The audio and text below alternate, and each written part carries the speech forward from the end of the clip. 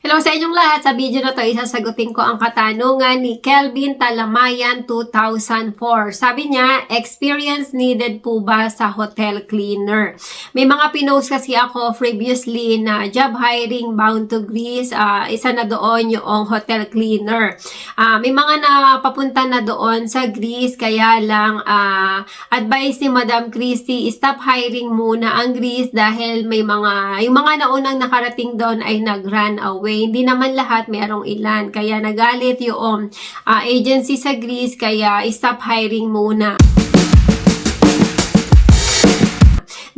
Regarding doon sa katanungan niya, ay okay lang naman kahit walang experience kasi madali lang namang matutunan ang paglilinis ng hotel. Sasabihin lang naman sa iyo yung mga dapat mong gawin, kaya walang problema. Ang naging problema ay stop hiring muna ang Greece.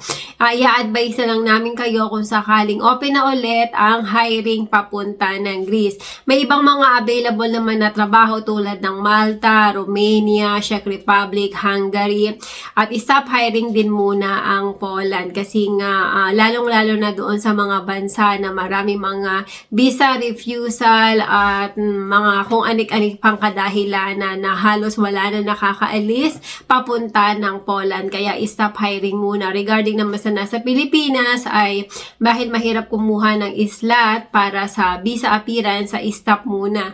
Tatapusin muna yung mga naunang aplikante. Ayan, maraming salamat. Sana makatulong ang video ito.